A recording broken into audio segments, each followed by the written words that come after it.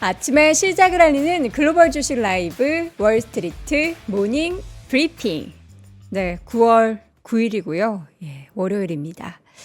자, 여러분 안녕하셨죠? 예, 주말 사이에 별일 없으셨죠? 저는 별일이 많았던 것 같고요. 주말이 주말 같지 않았다.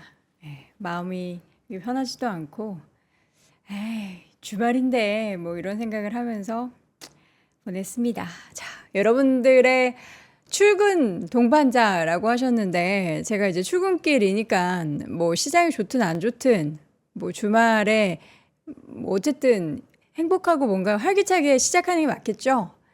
예, 그래야 되는데 쉽지가 않네요. 우리 시청자분들도 같은 마음이셨을 것 같고요. 8월에 한 번, 또 9월에 한 번, 뭐 9월이 어렵다 하지만 이렇게까지 어려울 수가 싶은 그런 생각도 들고, 예, 그렇습니다. 주말엔 또 가을 같지 않게 날도 엄청 더웠어요. 좀 날이라도 시원해졌으면 좋겠다라는 생각도 하는데, 자, 이런저런 참 고민이 많게 쌓일 수밖에 없는 그런 시기인 것 같습니다. 자, 이번 주는 과연 어떨까요? 이번 주도 이벤트들이 굉장히 많기 때문에 우리가 또 챙겨봐야 될 것들도 많고요.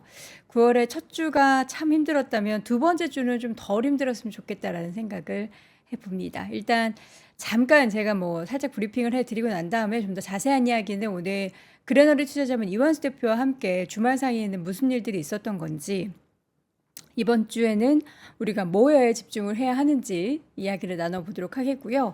이어지는 글로벌 인터뷰, 오늘 멀리 이제 뉴저지에 있는 유튜버, 미국 주식 전문 유튜버 유산남님과 이야기를 해볼 텐데, 또 미국 현지에서는 어떠한 분위기인지 한번 체크를 해보도록 하겠습니다. 자, 일단은 뉴욕 증시가 많이 하락을 했습니다. 이 하락을 한 게 주간 단위로 따져도 많이 하락을 했고요. 당일 지수의 하락도 꽤 많이 깊었습니다. 시장이 얼마나 빠졌나 여러분들께 좀 전달해 드리자면, S&P 500이 1.73%, 다우지수가 1.01%, 나스닥이 좀 많이 빠졌죠. 2.5% 하락을 했고요. 러셀 2000까지 확인해 보자면 1.9% 하락, 그리고 이 가운데 10년물 국채금리는 3.7%까지 초반까지 좀 떨어졌습니다.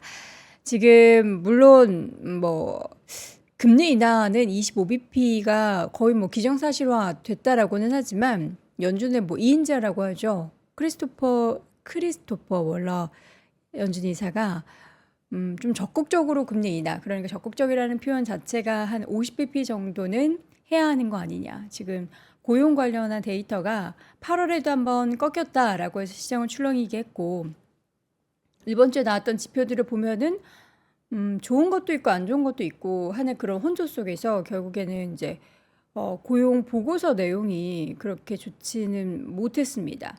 일단은 그 고용 데이터를 어떻게 무엇을 더 중요시해서 가중치를 두고서 해석을 하느냐에 따라서 다른 것 같은데, 8월에 비농업 일자리가 전월 대비 14만 2천 명 증가했습니다. 7월보다는 그 고용의 증가폭이 컸지만 전문가들의 전망치가 16만 명이 넘어섰기 때문에 조금 이 부분이 안 좋았고요. 실업률은 7월에 4.3 대비해서 4.2로 시장 예상치를 부합을 했습니다. 그래서 지금 이제 이게 좋게 해석을 할 수도 있고 나쁘게 해석을 할 수도 있는데, 그러니까 고용이 이 정도면 괜찮다라고 해석을 할 수도 있지만, 어쨌든 시장의 예상치를 하회한 내용들이 자꾸 이렇게 겹겹이 쌓이게 되면은 불안감으로 좀 작용을 하는 것 같고요. 그러면서 이제 빅테크 종목들에 있어서의 하락이 나타났고, 특히나 반도체 종목들이 좀 유독 많이 하락을 한 건 시장에서 모건 스탠리도 그러고 그 전에 부터 반도체 쪽에 있어서의 뭐 물량이 너무 과도하다, 지금 피크아웃이다라는 업황에 대한 이야기들이 참 많이 나오는데, 그러면서 시장 분위기는 반도체 쪽 확 기울고 M7 종목도 확 기울면서 큰 폭의 하락을 보였습니다. 엔비디아 주가 4% 하락했고요. 구글도 4%, 그리고 그동안에 좀 승승장구를 이어왔었던 테슬라의 주가가 하루 만에 8% 넘는 하락이 보였습니다.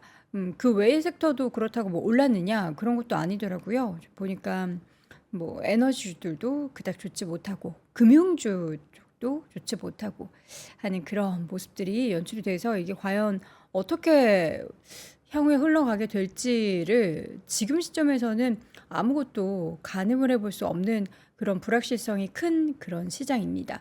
여러분들은 좀 어떻게 이것을 받아들이고 계신지도 궁금해요. 사실 지금 9월 달에 이미 이제 8월 달에 시장 이후에 현금화를 한 부분도 있으시겠지만 그렇지 않고 그래도 11월 대선 전인데 올라가겠지 하는 기대감을 가지시면서 계속해서 매수를 하셨던 분들도 있으실 거고, 참 그렇습니다. 제 애플 이라는 닉네임 쓰신 분이 주식 붐이 났던 3%첫 방송했던 그때 당시에 나스닥이나 S&P 500 사놓고 아무것도 안 해도 한 뭐 200%, 100% 수익을 보는 건데 괜히 공부해서 아유. 근데 또 이제 사람 마음이 그렇죠. 우리가 사놓고 그냥 묻어두면 괜찮은데 그 묻어둔 거를 자꾸 열어보고 싶잖아요. 괜찮나? 잘 올라가나? 이런 거 하고 싶으니까 시장이 S&P 500이 우상향을 계속 그려간다고 해도 그 사이에 엄청난 출렁임이 매번 있죠. 근데 우리는 사실 미국 시장을 그렇게 바라보면 안 된다라고는 하는데 국장에 투자하셨던 분들은 우리 국장은 워낙에 박스피가 오래돼서 그 박스권 안에서의 단기적인 매매를 많이 하다 보니까 그 습관을 이제 미국 주식에도 대입을 하시는 분들도 있는데 뭐 안 보시는 것도 좋죠. 근데 이제 궁금하니까 사람 심리가 내가 묻어둔 거 잘 올라가나 하면서 궁금하니까 보시는데 그 보면서 가만히 있으면 되는데 또 자꾸 매매 사고 팔고를 하니까 또 그게 문제가 되는 것 같습니다. 자, 어떻게 해야 될까요? 예. 이 또한 지나가리라. 우리가 그동안에 겪었던 다양한 하락들이 있었고, 그때보다 이 또한 지나가리라 생각해야 하는지, 아니면은, 결국에는 다가오는 금리 인하를 시장에서는 마냥 좋게만 평가하지 않는 정말 경기 침체라는 것을 안고서 오는 금리 인하로 생각을 해야 하는지, 참 여러모로 어렵습니다. 그 전까지만 해도 사실 이번 25B 금리 인하는 인플레이션이 어느 정도 진정이 됐기 때문에 당연한 수순으로 하는 금리 인하 정도로 생각을 했다면 최근의 심리는 경기가 안 좋아서 어쩔 수 없이 금리 인하 하는 거야 쪽으로 무게가 좀 기운 것 같아서 그 부분이 좀 아쉬운 그런 상황입니다. 자, 박 팀장님은 지금 휴가를 가셨고요. 예, 추석 지나면 돌아옵니다. 자, 우리 이 빈자리를 또 아침마다 메워주시러 오시는 또 소중한 분이 계시죠. 그래너리 투자자문 이완수 대표와 함께 이분께서는 또 이제 운용도 하시기 때문에 고객들을 또 가장 가까이서 만나시는 분이라서 또 어떻게 요새 하고 계신지도 궁금합니다. 여쭤보도록 하죠. 어서 오세요. 네, 안녕하십니까. 네, 감사합니다. 자, 요새 어때요? 고객분들 싱숭생숭 많이 하실 것 같은데 좀 변동성이 큰 거에 대해서 조금 이제 불안해 하시고요. 힘들어하시죠? 네, 그다음에 이제 좀 이유를 듣고 싶어 하시는 것 같아요. 도대체 왜 그래? 그럼 뭐라고 대답을 하세요? 일단은 저는 펀더멘탈이 깨지는 건 아니다. 아니, 가장 중요한 것은 펀더멘탈이 깨지는 시장하고 반대로 이제 유동성이라든지 심리 쪽에서 오는 충격에서 오는 이제 시장은 좀 다르다. 그래서 저는 이제 후자 쪽을 좀 많이 말씀을 드려요. 그래서 경기 지표들을 지금 해석하기 나름이다. 왜냐하면은 똑같은 데이터가 사실 8월달 초, 뭐 7월달, 8월달, 9월달 이렇게 계속 나오는데 해당 지표를 어떻게 지금 해석하냐에 따라 지금 차이가 나온다. 지금 이렇게 좀 말씀을 좀 드리고요. 특히 이제 이번 지난주 같은 경우에 지금 보시면은 가장 큰 게 이제 8월 이제 뭐 고용 지표의 변화죠. 그다음에 금요일 날 나왔던 이제 실업률에 대한 전망치. 그러니까 뭐 실업률 자체가 나쁜 게 아니라 전망치가 나쁘다, 전망치에 비해서 안 좋다는 거거든요. 그다음에 두 번째는 AI에 대한 과잉 생산 우려감이 나오는데 이 부분도 제가 그 말씀을 드려요. 과잉 생산에 대한 우려감이라는 것은 사실 펀더멘탈이 깨진다는 얘기거든요. 수요 공급 측면에서. 네. 근데 지금 보면은 AI 관련돼 있는 반도체라든지 기업들의 실적이 문제가 되는 게 아니라 가이던스를 자꾸 이제 붙잡고 얘기를 하거든요, 시장에서. 그다음에 세 번째는 이제 9월 일본 은행이 이제 금리 인상 가능성도 얘기하면서 다시 엔캐리 청산이 속도 이제 청산에 대한 이제 우려감을 얘기하시는데 제가 그 말씀을 드려요. 이건 속도의 문제다. 왜냐하면 엔캐리 트레이드에 대한 청산은 당연히 미국이 금리를 내리는 순간 또는 일본 은행이 금리를 올리는 순간에 분명히 이 부분은 나오게 돼 있는데 그 부분이 속도가 빨라지느냐 아니면 속도가 느려지느냐 어차피 청산할 거 그런 측면에서 좀 보셔야 된다. 마지막으로 이제 9월 징크스 이제 요거 말씀을 많이 하시거든요. 그래서 그거 얘기하면서도 제가 물론 당연히 징크스가 있는데 그 징크스가 뭐 과거에 뭐 펀드 매니저들이 휴가 갔다 와서 이제 윈도우 드레싱이라든지 아니면 이제 연말을 보면서 자기 성과를 이제 정리하는 그런 차원이지. 네. 이게 9월 달이 돼서 갑자기 뭐 전반적인 기업들의 펀드멘탈이 나빠져서 이렇게 막 9월 징크스가 나오는 건 아니다. 그래서 제가 말씀드린 게 차이가 있다면 시장이 이렇게 붕괴가 된다 또는 급락을 한다 했을 때 펀드멘탈이 깨지는 경우와 그다음에 이제 시장의 유동성이라든지 이런 부분들 또 심리적인 부분이 있는데 저는 일단 후자로 지금 먼저 말씀을 드려요. 그러면서 이제 지난주 같은 경우에 필라델피아 반도체 지수가 거의 12% 넘게 주간으로 보면요. 네. 많이 많이 좀 깨지고 그랬는데 뭐 나스닥도 한 5% 넘게 지금 급락을 했어요. 하지만은 다우존스 같은 게 한 2.93%, S&P는 좀 덜 이제 급락한다든가 이렇게 보면은 결국은 지금 요 기술적으로 보셔도 한번 보셔도 지금 S&P가 8월 초에 5,200이 붕괴가 됐었거든요. 네. 그다음에 5,600까지 반등했다가 지금 5,400까지 내려와 있어요. 네. 그러니까 결국 한 이 회복폭의 50% 정도는 지금 이제 반락을 한 상태거든요. 여기서 다시 이제 반등을 할지, 왜냐면 보통 한 50% 정도 조정 받으면은 어느 정도 이제 이게 마무리했다고 보거든요. 아니면은 V자 반등으로 갈지. 왜냐하면 한 번 더 우리가 얘기하는 이제 쌍바닥을 찍고 한번 회복을 될 수 있을지. 나스닥 같은 경우도 지금 8월 초에 한 16,200이 붕괴됐다가 지금 뭐 다시 뭐 16,000 한 690이니까요. 거의 쌍바닥까지 또 와 있지 않느냐. 네. 이런 기술적인 게 나오려면은 펀드멘탈이 어느 정도 무너지지 않고 버틴다는 가정 하에서 이런 기술적 반등이 나올 수가 있거든요. 그래서 그 말씀도 좀 제가 좀 드리고 있고요. 제가 이제 다음 주 이제 지난주 업종별 한번 분석 쭉 보시면은 당연히 여기 보시면 뭐 필라델피아 반도체 지수가 가장 많이 깨졌고 그다음에 IT라든지 이런 부분들이 좀 에너지 쪽도 정유 쪽도 좀 뭐 유가가 지금 벌써 뭐 7달러까지 떨어졌으니까요. 이 부분들도 이제 반영이 됐지만은 반대로 이제 컨슈머 스테이플이라든지 컨슈머 디스크리네이션 쪽은 전기차 이제 테슬라 때문에 좀 많이 마이너스가 보이는데 테슬라를 빼면 또 사실 어느 정도 플러스가 좀 나오거든요. 그다음에 금융주는 사실라든지 제약 바이오 뭐 이런 쪽들은 그다음에 그 리츠는 플러스까지 나와 있거든요. 그다음에 아니면 유틸리티, 인프라 쪽이죠. 이런 쪽은 금리나 수혜주 쪽은 사실 덜 빠지든가 방어가 충분히 좀 되고 있다. 이렇게 좀 제가 말씀을 드리면서 시장을 본다면은 IT라든지 아니면은 필라델피아 반도체 지수와 같이 반도체 업종에 대한 문제가 좀 크게 부각이 되면서 이게 전반적으로 지수라든지 시장을 끌어내리는 것 같이 보이겠지만은 전반적으로 보면은 아직 펀더멘탈은 그렇게 뭐 이따 뭐 이제 경기 지표를 제가 이제 분석도 해드리겠지만은 네. 그렇게 크게 깨진 건 아니다. 그리고 깨졌다라고 보기도 그렇다. 이렇게 좀 말씀을 드리면서 요 아까 시초에 말씀하셨듯이 이 또한 지나가니 뭐 이런 식으로 좀 생각을 좀 저희가 하는 게 좀 시간을 갖고 변동성이 좀 완화되기를 기다리는 게 더 좋지 않을까 이렇게 네. 지금 보여집니다. 고용 데이터가 지난주에 한 3가지 정도 네. 발표가 된 거잖아요. 네네네. 뭐 좋고 나쁘고 혼재인데 네 맞습니다. 주말 금요일장에 이렇게 크게 하락한 만한 수준이었는지 어쨌든 뭐 약간은 미스하긴 했지만 네네. 네. 실업률은 또 떨어졌잖아요. 그렇죠, 네. 그래서 저는 이 지표를 제가 이렇게 지금 갖고 나왔는데 네. 지난주 금요일에 나온 지표예요. 이제 왼쪽 보시면은 8월 비농업 고용 지수죠.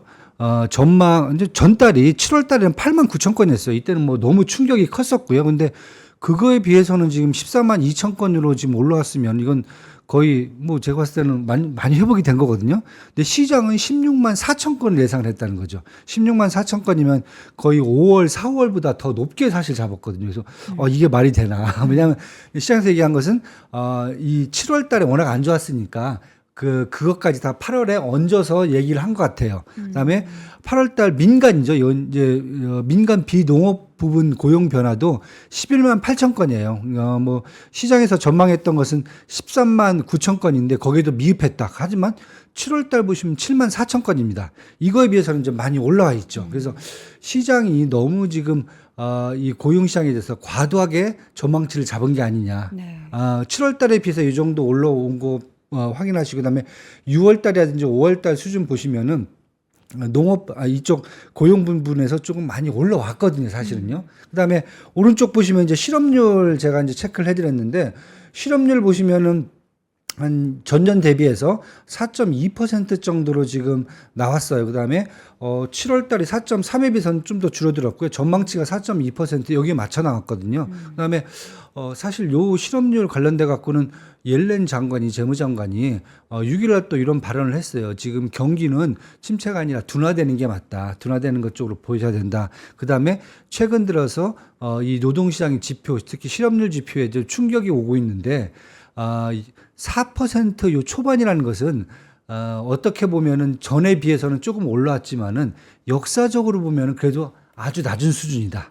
왜냐하면은 뭐 경제학적으로 봐도 사실 이 자연 실업률이라든지 아니면 이제 그 잡을 옮기는 그런 것까지 감안한다면은 보통 한 5% 정도를 이제 완전 고용으로 보거든요. 시장에서는요. 근데 4% 초반이라는 것은 옐렌 재무장관 입장에서는 이 정도면은 역사상으로 봐도 높은 수준이 아니고 낮은 수준이다. 이렇게까지 얘기를 했을 정도예요. 그다음에 뭐 8월 평균 시간당 임금까지 한번 체크를 해보면은 전년 대비해서 7월 달 3.6% 정도가 상승했는데 시간당 임금도 한 3.8%까지 올라와 있거든요. 요 정도 지표만 보셔도 앞으로 이제 소비가 더 늘 수 있는 이런 기반을 좀 잡을 수 있다. 이렇게까지 지금 보여지거든요. 그래서 저는 시장에서 해석을 할 때 워낙 이제 시장에 대해서 이제 최근 들어서 많이 이제 시장이 올라오다 보니까 주가도 많이 올라오다 보니까 이제 이 지표들을 해석을 할 때 이 좋은 측면이 있고 조금 약간 이제 부정적으로 봐야 되는 측면이 있잖아요. 근데 자꾸 부정적인 측면에 더 무게를 두고 해석을 한다는 입장에서 본다면은 이것은 심리적이라든지 아니면 유동성이라든지 아니면 고가에 대한 고평가에 대한 논란 이런 부분들이 조금 더 많이 작용하고 있지 않나 이렇게 지금 보여집니다. 그러니까 지금 시장이 심리 자체가 워낙에 취약해져 있는 상황이라서 뭐 하나라도 조금이라도 그렇죠. 꺾이는 부분들이 있으면은 그걸 굉장히 크게 받아들이는데 그런 심리가 만들어질 수밖에 없는 다양한 이유들 중에서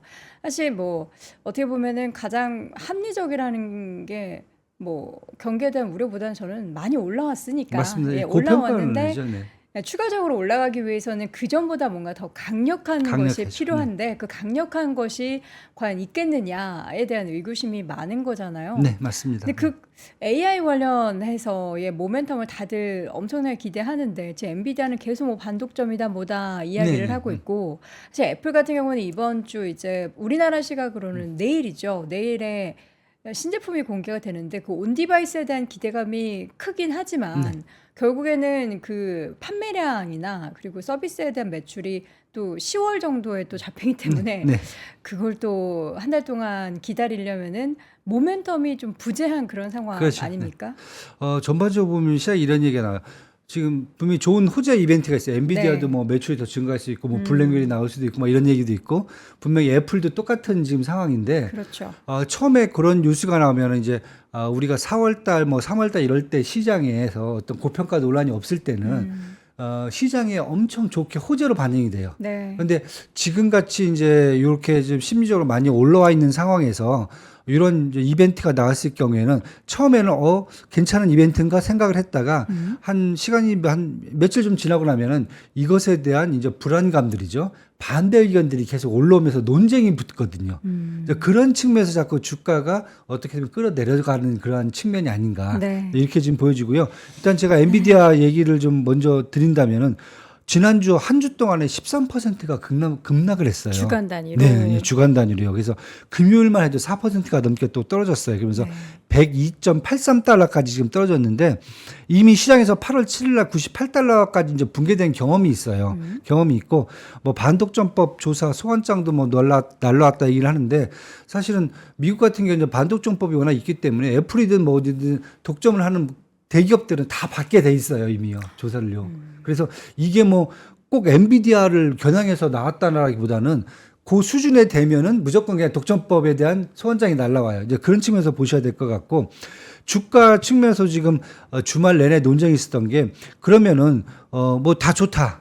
그렇죠? 실적도 좋고 가디언스도 좋고 가이던스죠. 가이던스 좋고. 가디언스는 네, 마블. 죄송합니다. 네. 마블이죠, 마블. 네.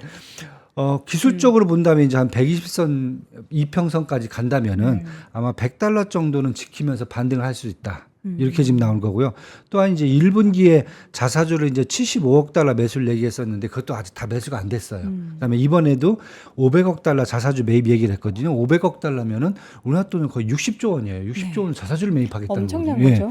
그러니까 이 정도가 된다라고 얘기하면은 과연 지난번에 같이 이제 $100가 깨지면 또 자사주 매입도 들어올 수 있는 부분이 충분하다. 또 미국 자사주 매입을 하면 대부분 다 소각을 시켜버리거든요. 이런 것까지 감안한다 그러면 하고 그다음에 목표 주가도 지금 140에서 $150가 바뀌지가 않고 있거든요. 컨센서스가 이만큼 본다면은 엔비디아만큼 이제 AI 밸류 차인 중심에서 매출과 수익을 향후 추가적으로 더 몇 배 성장할 수 있는 회사는 사실 찾기가 힘들거든요. 이런 회사를 감안한다라고 보면은 결국은 이번 주에도 나올 이제 오라클이라든지 어도비 시스템도 이제 마찬가지가 될 것 같아요. 다른 것보다 호실적이 중요한 게 아니라 이제 가이던스를 조금 더 보면서 아까 말씀하셨던 그런 모멘텀을 잡고 찾으려고 하는 부분인 것 같아요. 그리고 이제 브로드컴도 사실 뭐 지난주 5일날 장 종료 후에 이제 실적 발표했는데 호실적이에요. 호실적인데 결국 금요일날 10%가 넘게 이제 하락을 했거든요. 네. 그래서 이 정도 브로드컴 실적 보면은 뭐 매출도 뭐란 EPS 뭐 다 좋았고요.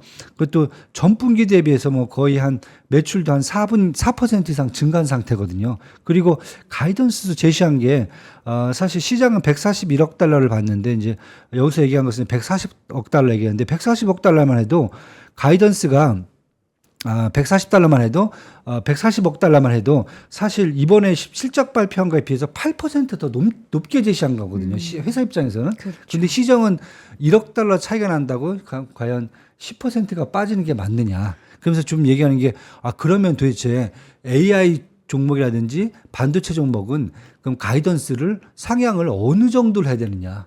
그럼 두 자릿수 이상을 해야 모멘텀으로 붙잡아 주는 거니까. 이런 얘기까지 지금 나와요. 그렇죠. 8% 갖고도 지금 이것을 시장이 만족을 못할 정도다. 왜냐하면 8%를 분기당 4번 연속만 해도 32% 1년에 매출이 올라간다는 얘기거든요. 그렇죠.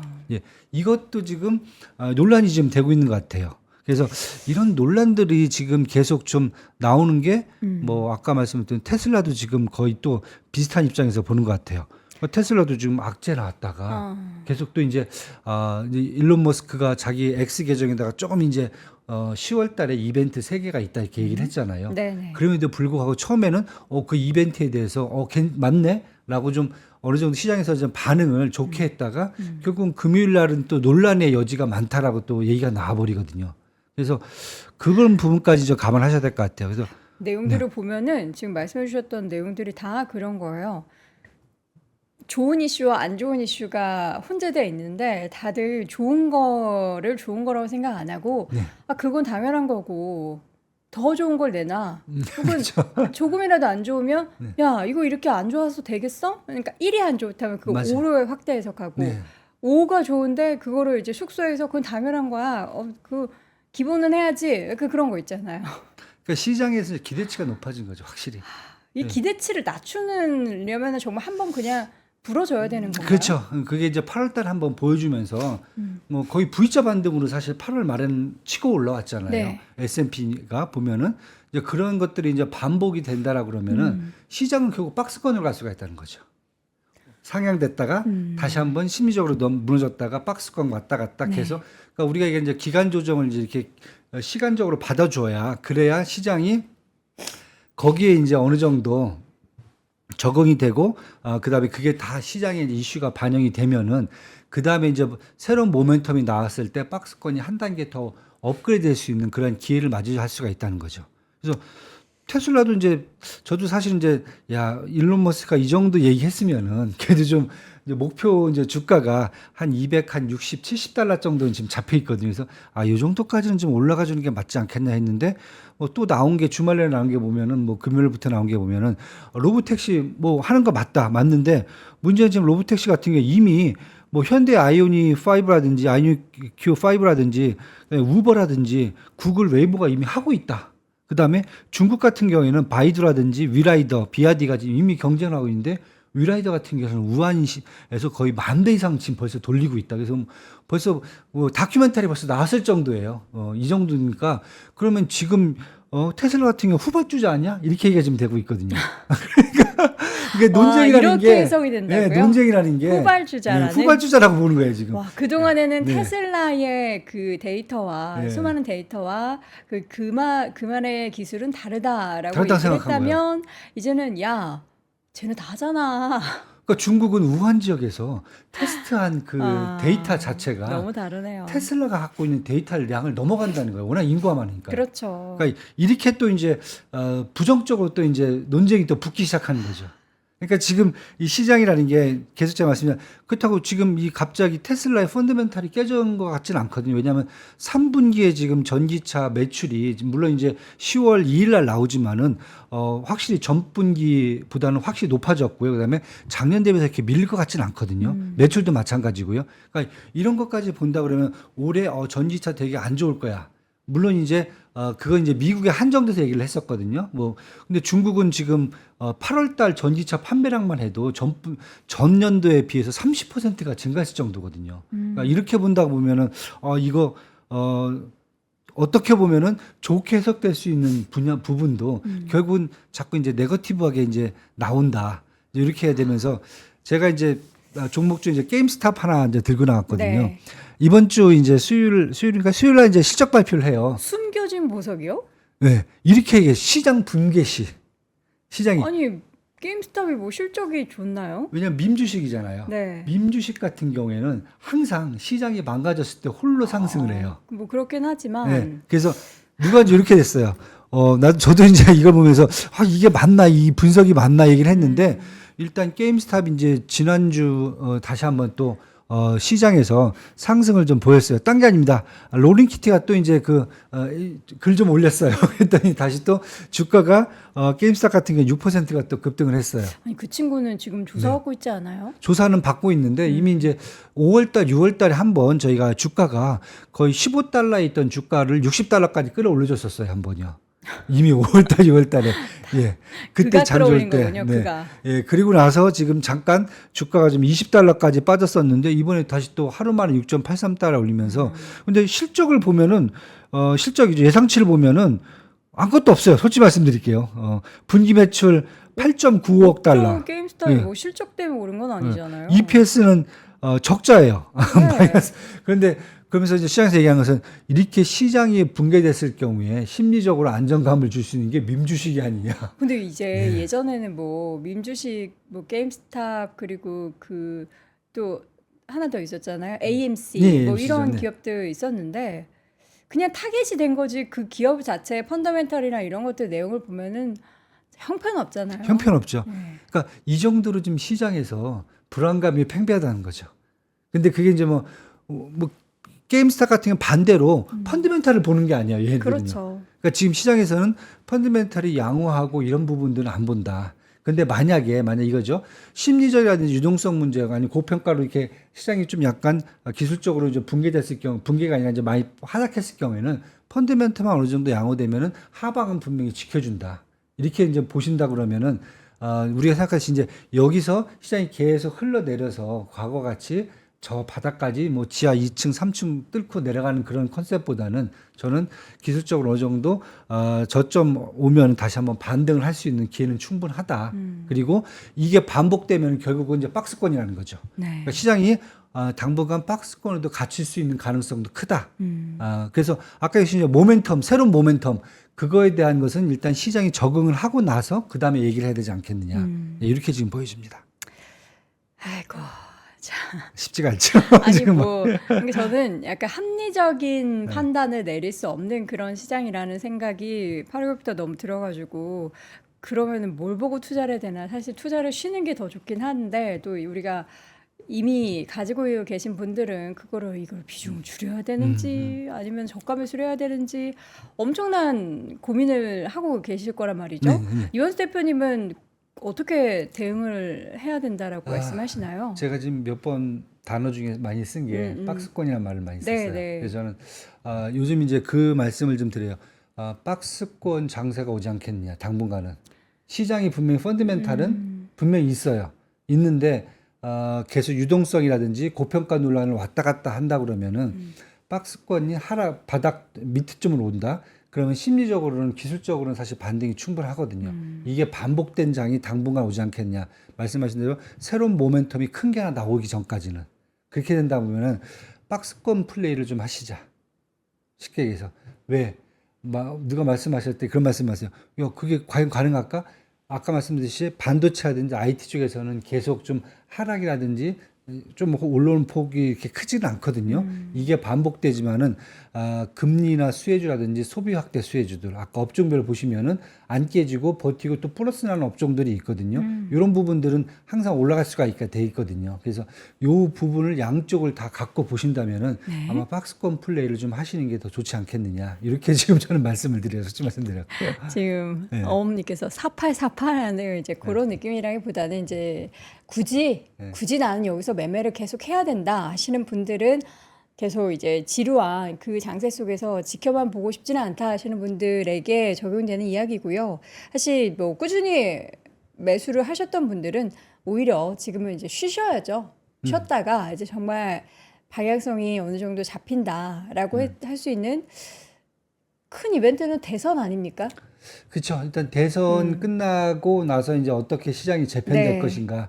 것인가, 그걸 한번 보셔야 될 것 같아요. 예, 그 부분도 있고 금리 인하를 어느 정도로 이제 세게 끌고 가는지, 한 번에 뭐 비컷 한번 하고 끝나는 건지, 아니면은 인플레이션과 이제 그 기준금리 차이가 워낙 크니까요. 거의 뭐 300bp가 넘게 나오고 있으니까 그 그렇죠. 부분들을 어떻게 시장에서 이제 통화 정책을 통해서 크게 줄여갈지, 그 다음에 이제 지정학적 리스크죠. 이것도 이제 어떻게 정리가 될지. 뭐 전쟁이 벌써 2년, 3년째 가고 있어요. 네. 뭐 이런 부분들도 이제 어떻게 정리가 될지, 그런 부분들이 사실 시장에 어떻게 보면 이제 매크로 변수들이 또 모멘텀을 줄 수 있는 기회도 있기 때문에 지금 우리가 무조건 시장에서 지난번 같이 AI의 어떤 뭐 매출 급등과 같은 이런 부분들을 뭐 꼭 생각하실 필요는 없을 것 같아요, 저는. 네. 자. 이번 주 주요 일정 중에서 애플의 그 아이폰 16 공개는 어떻게 좀 긍정적인 모멘텀으로 작용을 할 거라고 보세요? 저는 일단은 그냥 여기도 박스권에 갇힐 것 같아요. 실적이 아마 이제 매출 판매량이 원래 선 매출 뭐 이런 주문 같은 경우에는 그렇죠. 뭐 그건 전반적인 지표로 보긴 사실 쉽지가 않고요. 네. 보통 한 3개월 정도 매출이 어느 정도 확대가 되는지는 한번 봐야 되거든요. 그래서 애플도 지난번 말씀드렸듯이 분명히 찬성 쪽과 반대쪽 논리가 있는데 두 개가 지금 워낙 팽팽하거든요. 뭐 새롭게 나왔다라고 보지만 어떻게 보면 삼성전자하고 틀리게 링이라든지 아니면 이제 폴더블 폰 이런 것들은 사실 아직도 지금 기술적으로 이 애플이 제시를 못 해주고 있거든요. 그래서 그런 부분에 대한 실망감도 좀 있고, 그 다음에 AI 디바이스를 어느 정도 좀 했는지 이것을 한번 이제 그 부분도 지금 이제 논쟁이 좀 있는 것 같아요. 그래서 저는 그냥 애플은 일단은 발표해놓고 한번 한 달 정도 보면서 매출이 얼만큼 나온다 하면 주문이 어느 정도 들어온다는 것을 한번 봐야 될 것 같아요. 그래서 저도 이쪽도 지금 저도 똑같은 퀘스천 마크예요. 지금 네. 여기도요. 네, 그렇게 보셔야 될 것 같습니다. 지난번 그 뭐 개발자 회의를 통해서 이제 애플 인텔리전스에 네. 대한 내용들을 이제 텍스트로 우리가 뭐 영상 시연 영상으로 봤다면 그걸 이제 실제 유저분들이 쓸 수 있는 시간이 바로 9월에 기계 받는다고 그쵸. 해서 그 서비스를 바로 쓸 수 있는 게 아니더라고요. 네, 맞습니다. 서비스는 10월에 10월 입니다. 탑재된다라고 하니까 그러면 그 리뷰는 결국에 10월 10월 이후에 이후에 되는 나오는 거라서 그래서 지금 9월 논란이 많은 거죠. 9월 당장에 네. 온디바이스 관련한 또 다른 AI의 혁신을 기대하기에는 좀 이르다. 그렇죠. 네. 예. 그래서 그것도 논쟁입니다, 지금. 그러면 이제 앞으로 바라봐야 될 거는 뭐예요?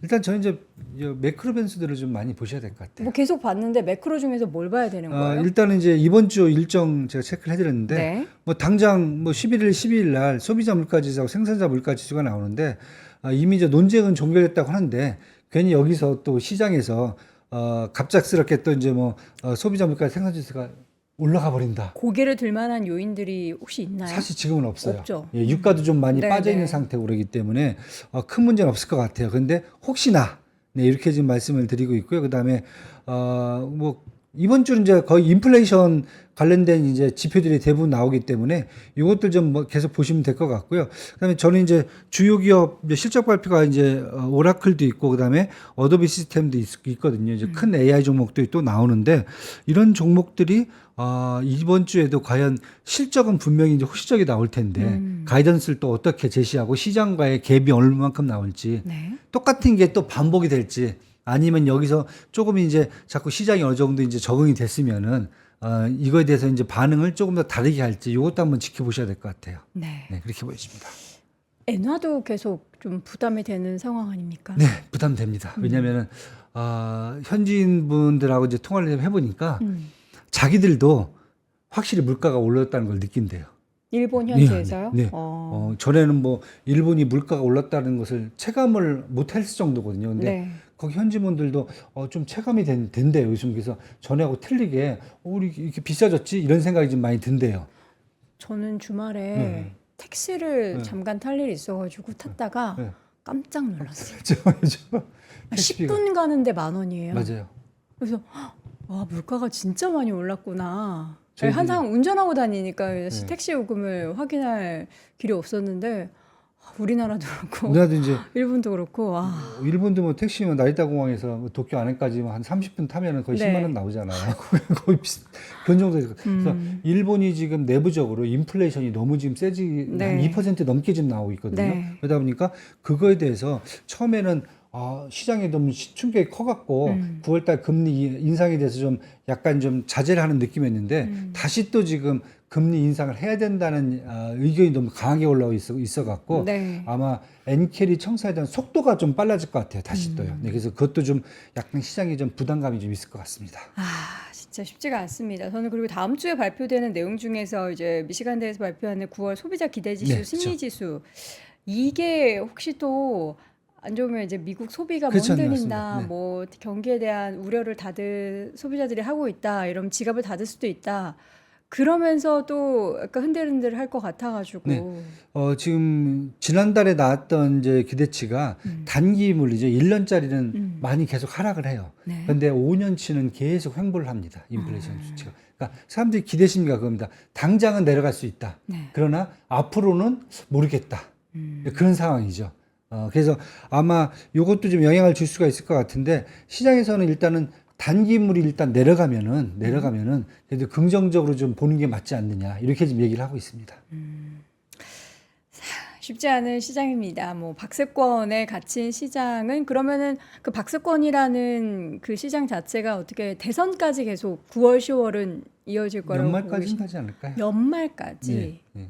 왜요? 대선 저는 끝나면 일단은 대선 끝나면은 이제 이 시간이 좀 필요하거든요, 사실은. 왜냐하면 과연 새로운 이제 정권으로 그쵸. 들어서기 전까지. 만약 해리스 정권으로 갈 건지 네. 아니면 이제 트럼프 정권으로 갈 건지 보면서 일단은 이 양쪽에 대해서 아마 균형을 좀 찾아가야 될 것 같아요. 그러다 보면은 아마 모멘텀은 1월 달 정도쯤에 이제 돼야 어느 정도 올라오지 않겠냐. 왜냐하면 이제 트럼프 대선 주자 같은 경우는 지금 대선 기간 중에는 갑자기 이제 그 성추행 관련돼 있는 재판을 이제 마지막 선고를 또 연기하겠다고 했기 때문에 네. 선거 끝나고 나서 또 이제 그 판결 나오면 또 그 다음에 또 어떻게 될지 모르거든요. 그렇죠. 이분 같은 경우 어떻게 될지 모르니까 저는 일단은 시장에서는 양비론이기 때문에 당분간은 좀 지켜봐셔야 된다. 예.